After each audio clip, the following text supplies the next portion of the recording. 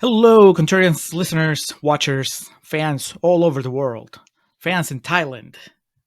We might get some That'd be uh, something. international Contrarians listeners now. We're covering a movie from Thailand, uh, Hmm. demanded by patron Ryan from Spit and Polish and Yum Yum Pod.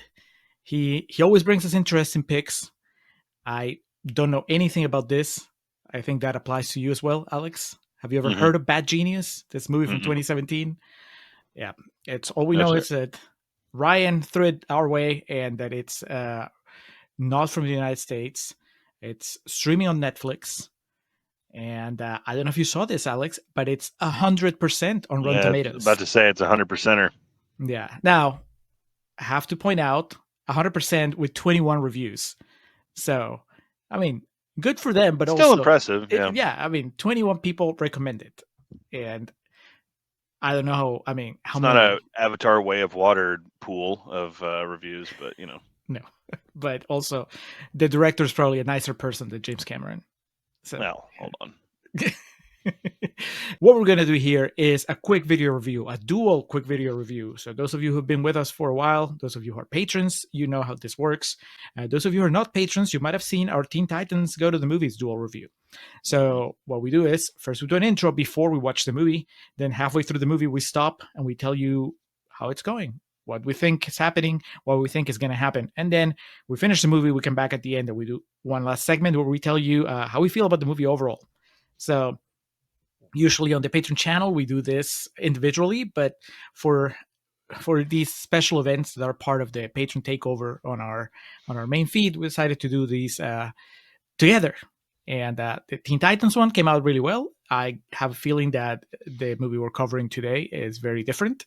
So we'll see. We'll see what happens. Uh, Alex, what do you think Bad Genius is about? I've already read the plot synopsis and pulled it up on Netflix, so I know it's a Thai heist thriller film. That's the extent of it. So is the And Bad the Genius the villain, or is the Bad Genius the person leading the heist? known in Thailand as uh, Chalard Game Xiong. Gyong. Not even gonna take a swipe at pronouncing names involved here because I don't want to disrespect them. But uh, directed and written, it looks like it was a team of 3 folks that wrote it, and one of which directed it as well. Yeah, that's 2 hours and 10 minutes. It's on Netflix, so that's the extent of my knowledge right now. Yep. I wonder if it was a movie that had any sort of theatrical run here, or is it something that Netflix just imported from outside, which they do a lot. And I think it's one of the good things about Netflix that they've kind of brought international cinema to America without having to face the restrictions of having to fight for a big screen. You know what I mean? Hmm. So even you, a somewhat Netflix skeptic, Alex, you have to acknowledge that's a good thing for culture. Time will tell. Uh, It was first in the Thai box office for 2 weeks after its release and earned over what we would call $3 million, making it the highest grossing Thai film of 2017. Overseas, it broke the Thai film earning records in several Asian countries, including China, where it grossed over 30 million, making it the most internationally successful Thai film ever. All right, expectations are high now. How do you Uh, pronounce their currency? Is it baht? I know BAHT, baht. 100 million is what they grossed in that. The poster, that, at least on the Wikipedia page, looks like a Subway ad for like a new sitcom that a network is like testing out. Like it looks like something I would have seen on the like at a train station wall in Toronto or New York City or Chicago or something. I don't have a poster here on the app I'm using. It just has a screenshot. Oh, I see it now. Okay, uh, they're like sitting on Hmm. like chairs. Coming soon to the WB. We're sitting in chairs. Well, they're posing on chairs. All right. Well, I think I have a pretty good idea. I'm gonna say this is gonna be the Thailand Ocean's 11. Only there's 4 of them on the poster, and they're teenagers, not adults. I hope it's a romp because it's too hot here in Texas for a sad movie on a Wednesday Yeah, night. that'd be brutal. Yeah.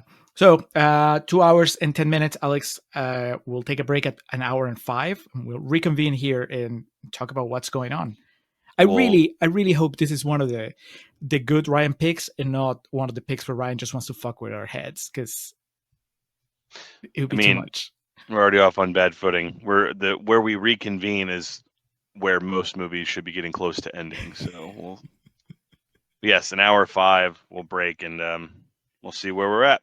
All right. We'll see you in an hour and 5 minutes. แม่งก็ยังไม่รู้เรื่องเหมือนเดิมอะ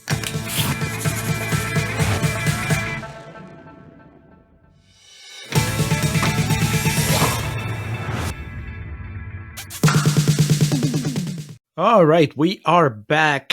We're an hour and 5-ish minutes into Bad Genius. At least on my end, an hour, 3 minutes, and 21 seconds. That's what I stopped. Seemed like a good stopping point. Did you keep going till the 5-minute mark? When did you stop exactly? I'm pretty close to it. If I'm not right at it, when I got your text, it was just like, oh, I'll just stop here. But yeah, because now she's enlisting the services of Bank. Okay, I figured that was where we were headed, but I'm like, little it seems bitch. like it. Wouldn't be this problem if he didn't rat on him. Yep. We'll talk about the characters. I guess we'll start with a question that is inescapable if you're familiar with this movie. Alex, have you seen or had you at least heard of The Perfect Score? No. Look it up What is right that? now. Okay.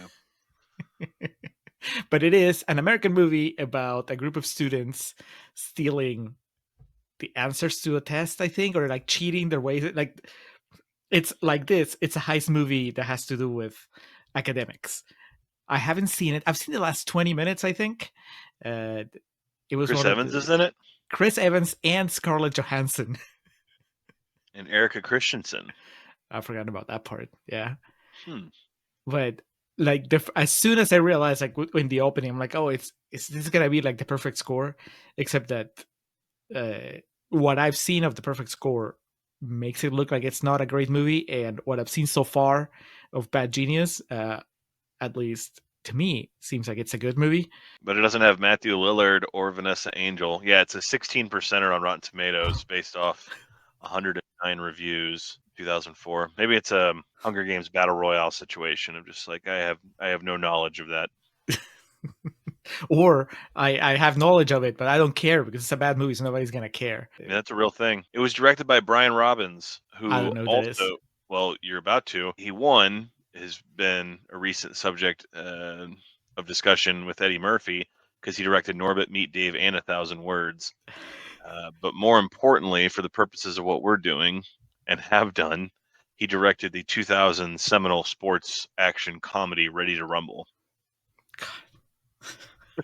You can't escape it, man. Well, and that is the second time today organically Ready to Rumble came up in conversation for me. So that's the kind of life I live.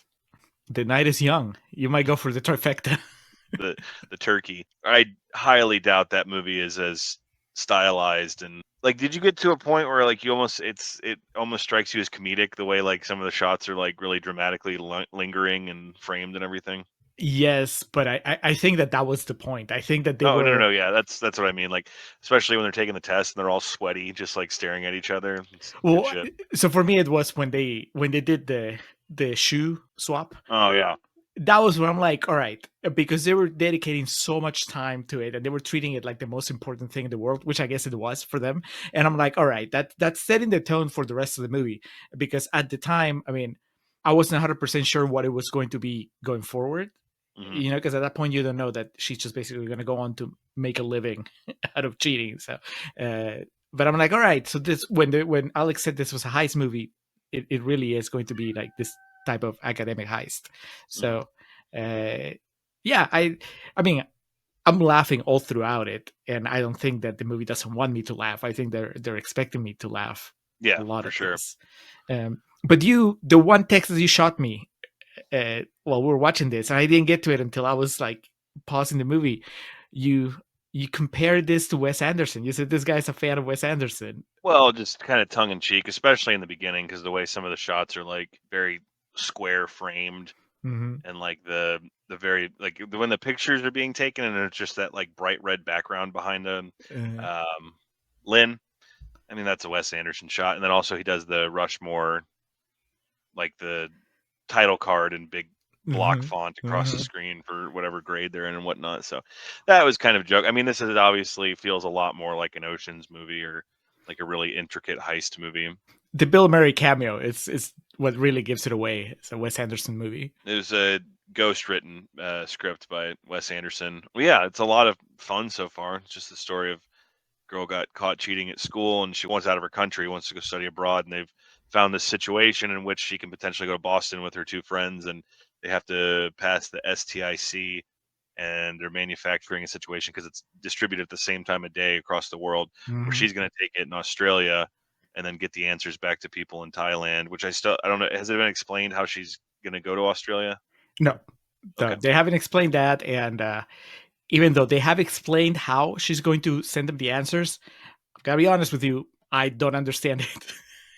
Just went over my head. I know it has to do with the pencils, and I guess there's a phone that's going to have the answers, and that's going to be.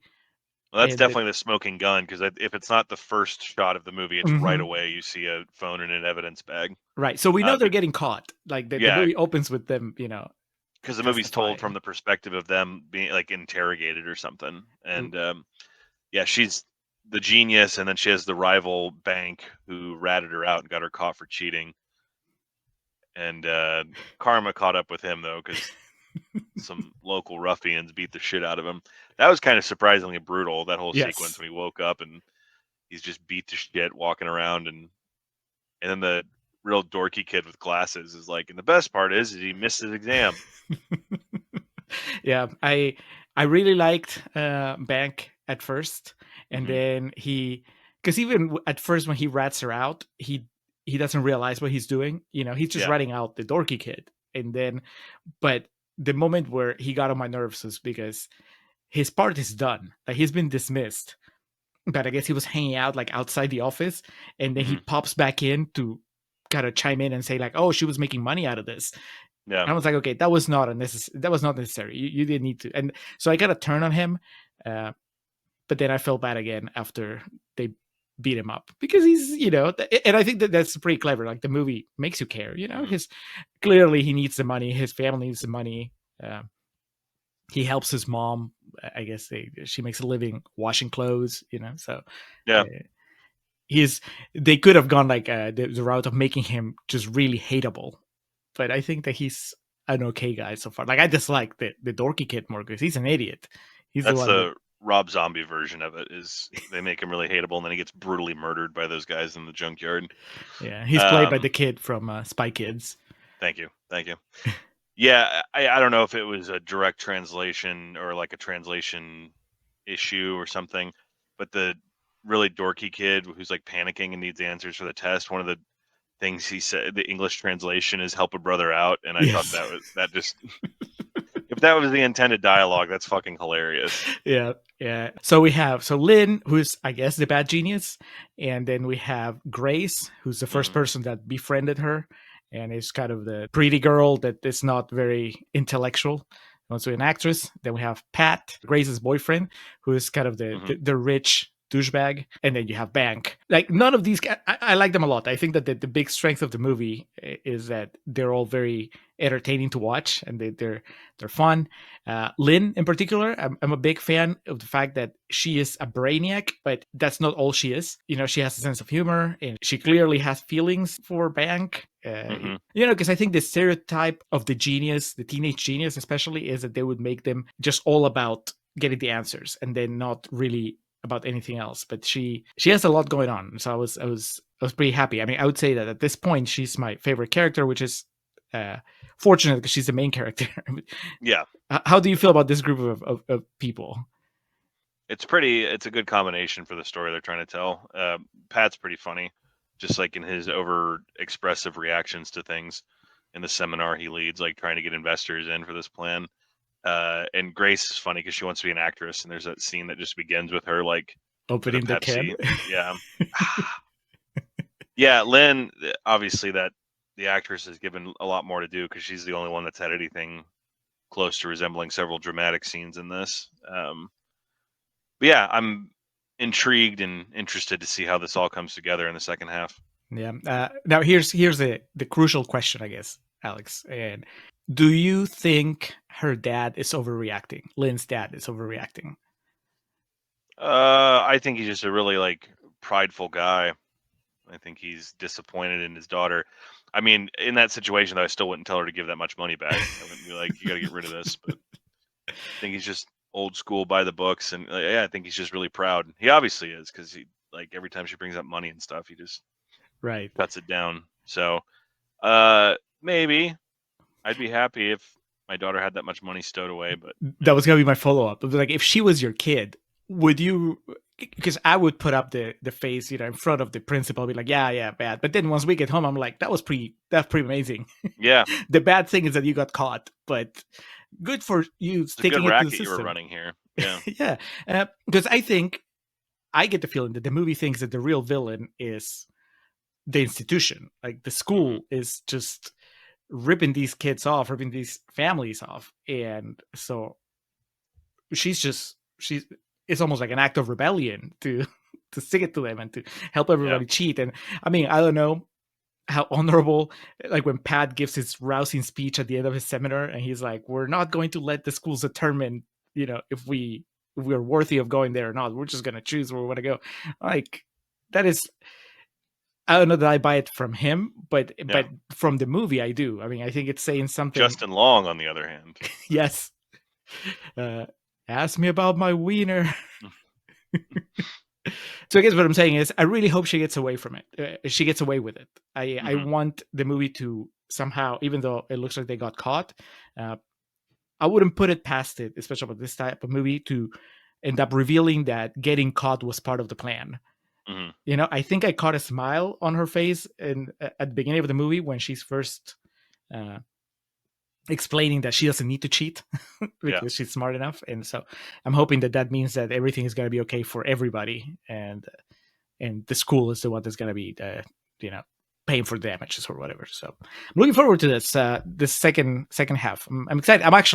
This is the moment where I start dreading it, because I'm like, I like the movie so much, I really hope they don't blow it at the end.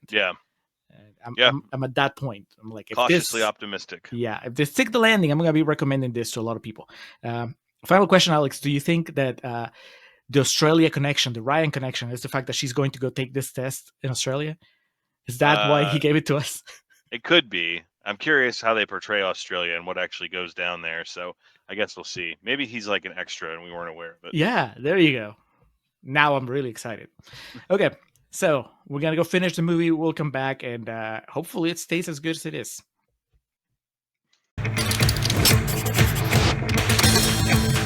นักเรียนดีเด่นม.1 ถึงม.3 แข่งขันต่อปัญหาคณิตศาสตร์อันดับหนึ่ง ไม่ต้องเราจะใช้เพลง4เพลงเป็นโค้ดแทนกอขอ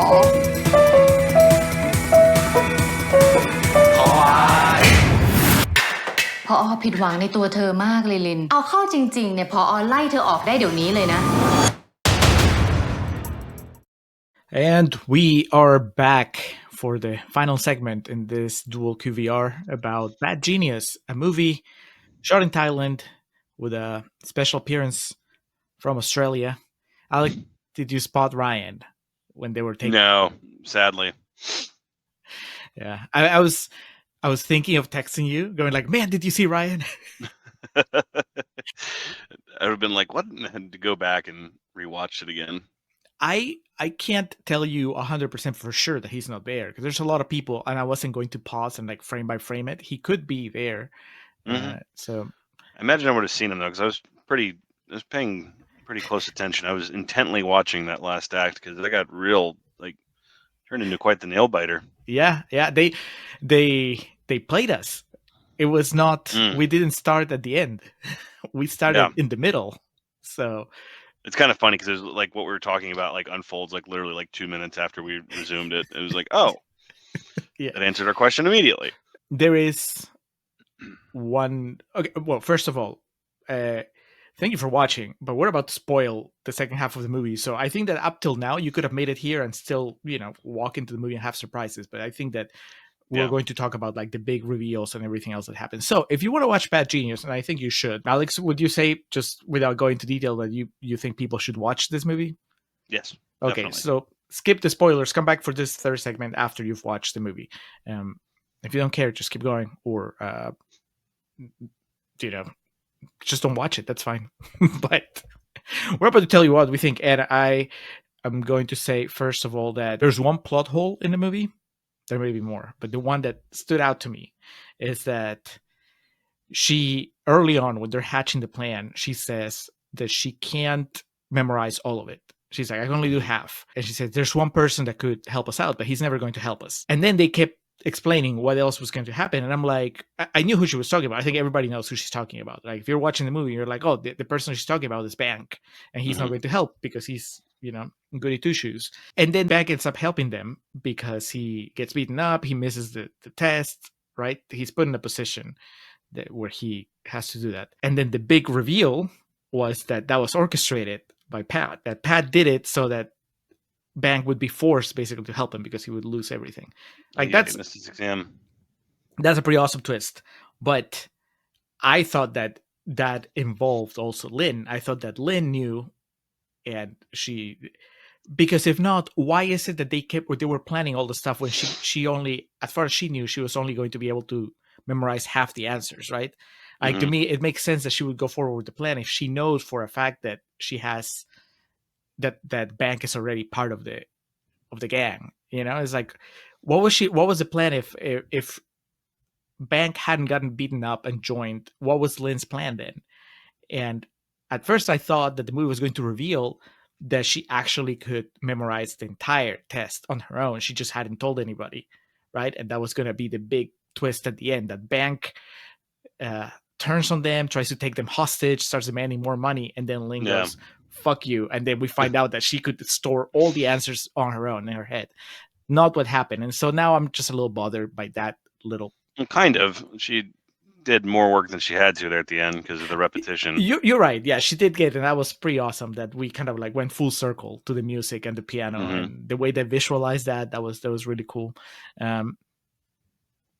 I am a little bummed, probably more bummed than I should, because I feel like the movie went off the rails at the very end.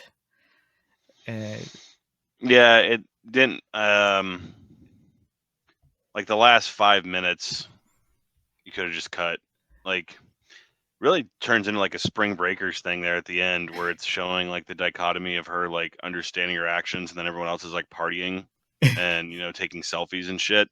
So I mean, that's almost like an exact removal of a scene from Spring Breakers. But you could have just ended there because the message is already there. So what is the message? That she was wrong all along?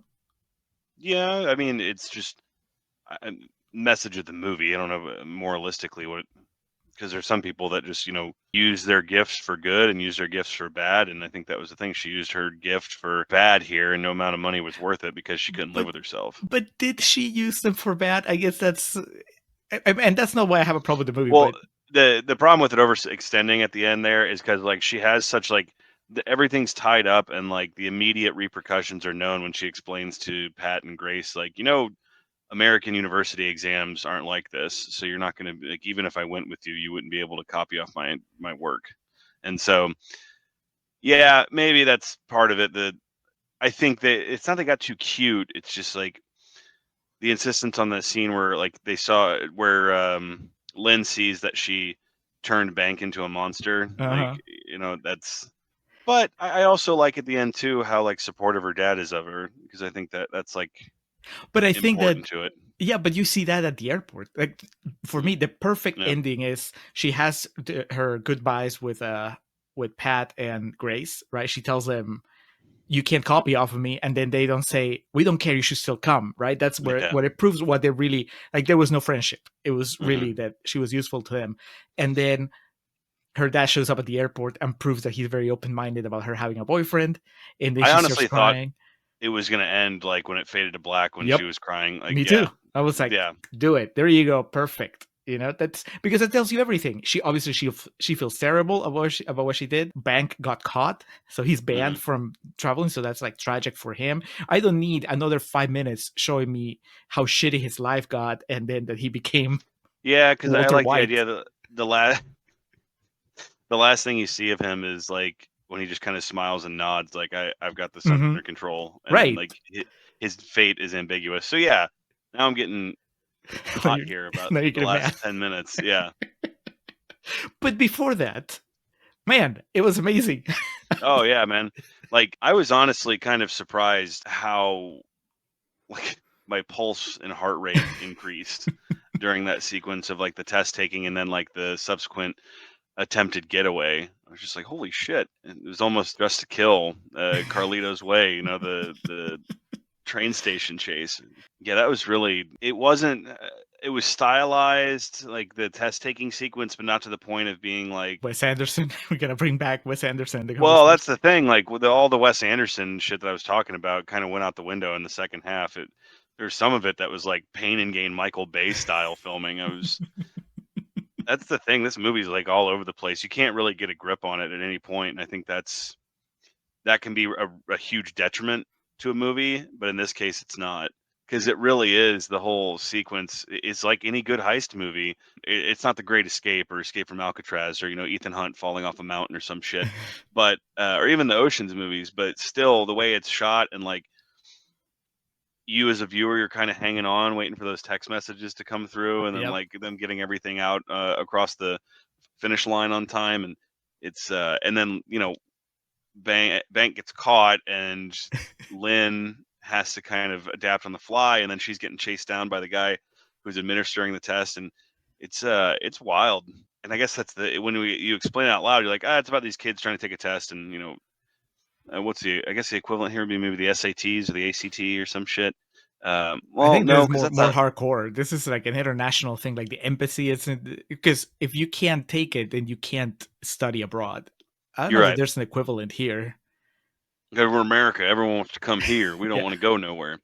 But whatever the case, when you kind of explain it at the surface level, it's like, they are taking this test so they can get answers back to their friends. Like that sounds kind of juvenile, but the way it pulls it off here, it's so fucking engaging. And like I said, I was kind of like rocking back and forth in my chair towards the end. I was like, fuck, man. I turned to my sister. I was like, I was not expecting this. And then all the different reactions from everybody involved, Pat and Grace, it's just, you're right. I'm thinking now of where it would have ended and what would have been perfect. And but like you said, everything before that's great. And there's like the heartwarming moment when they're on the water in Sydney and take the selfie.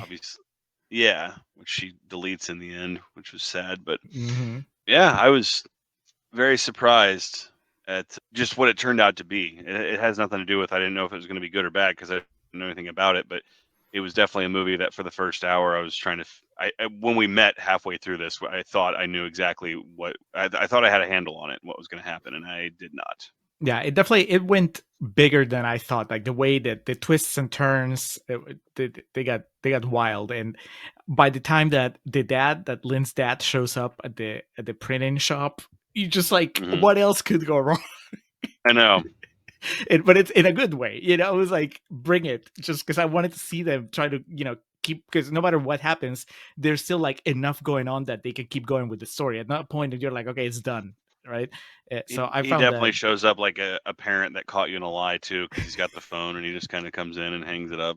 Yeah, I had a blast through most of that second half. I wasn't sure, because you have to go back to the ending. It's like I wasn't sure if the movie at the end thought, I guess it's still criticizing the institutions that push brilliant people like Lynn and Bank to do the things that they do here in this movie. I feel like that epilogue, having her ending with her confessing everything, I guess it's just it felt to me like an attempt by the filmmaker to really make sure you knew that there's no way that she's getting away with doing this, that she's just going to say it. And I like it when it's a little more morally ambiguous. She can get away with it and feel like shit. That's it. And it's not the quandary of the movie. It's not Gone Baby Gone where he reports, where Casey Affleck reports at the end, because that's kind of the movie. And in this case, yeah, you're exactly right. We could leave this really ambiguous at the end. Yeah. Because where you and I pitch it ends is at that point we know every character, like where their heart and motivations are. Yep. And with this, all it does really is further elevate Lynn to heroine status, and then I guess just nail home that Bank, he has become what he hated. He has become what he ratted on in the first act of the film. Yeah. And I'm assuming she's just bringing everybody else down, which bums me out because I like that there was a little bit of, that there was a relationship still between her and Grace, right? Like, yes, they were using her, but I do believe, especially that shot when they're partying and then Lynn leaves the group chat and then you have that shot of Grace and Pat just kind of looking like, well, we didn't see that coming. And yeah. And karmically, the story of like the idea of them getting to go to Boston, but then like immediately like flunking out is more entertaining. That's true. But yeah, good, really good stuff. And then the ending kind of like bummed me down. But I would still recommend everybody to watch this movie. Absolutely. It's a lot of fun. The only real knock other than the ending is that dude playing the test official, or the guy that chases her. He's like a bad guy from Die Hard or something. Yeah, but like Ryan should have played that guy. That's, I don't know what the deal is if they just dubbed over his dialogue, or there was something off about the way that he spoke. And I'm like, that's not an Australian accent. That's just like feels like a bad actor accent. Like I couldn't tell. Like one of Hans Gruber's henchmen. Yeah. Minor complaint. So really good stuff. I'm gonna land on 4 stars. At one point, for most of that third act, it was 5 stars, and then I'm like, please stop. You're killing it. Yeah. How about you? What's your grade? 4 is probably what I'll end up giving in a letterbox. So I'll translate that. Maybe like an A-. I think I can settle on comfortably. Which again, that's ain't nothing to shake a stick at. So I definitely recommend, if you haven't seen it and you're still listening to this, you check it out. Yeah. Or if you have seen it, let us know what you think about it. I don't know how you could dislike this entire movie, but there's weirdos out there. You just hate heist movies. I don't like it. I don't like the twists and turns. You're so repulsed by the idea of standardized testing that you just, I won't do it. Well, that's. I think that even though we gave the spoiler alert, and yeah, we have hit most of the big reveals, there's still a lot of surprises and a lot of like fun moments that we haven't touched on, that you can still enjoy the movie even if you hadn't watched it yet, and you're still watching this. So fire it up on Netflix. It's really 2 hours and 5 minutes, not 2 hours and 10, because it's about 5 minutes of credits. Yeah. Anytime you have any type of movie that's like foreign or translated or dubbed over, then you definitely extend the credits. Yeah. It's like on Disney Plus, all the Simpsons credits take a lot longer too, because of all the different foreign language voiceovers and whatnot.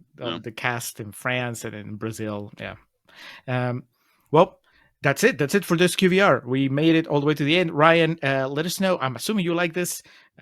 Be curious to see, mostly if you agree with our take on the ending or not. But really happy to add this to the Contrarians canon, and to just be able to again recommend this to people. Definitely, if it only has 21 reviews on Rotten Tomatoes, that the word needs to be spread. At least here in America, because you say it was a big hit internationally. So let's do that. Let's do our part. But thank you for watching. Coming up next, the next dual QVR, it's a little closer to home, although not so much. Bullet Train, starring Brad Pitt and a bunch of other actors that you probably do know. But it doesn't take place in the US. I just remember that. So it's a nice mix. We don't have a bullet train here. No. We should. Why not? It's America. We should have everything. All right. That's it. Thank you for watching. Thank you for listening to the podcast, because I'm sure you do. And we'll talk to you again soon. See ya.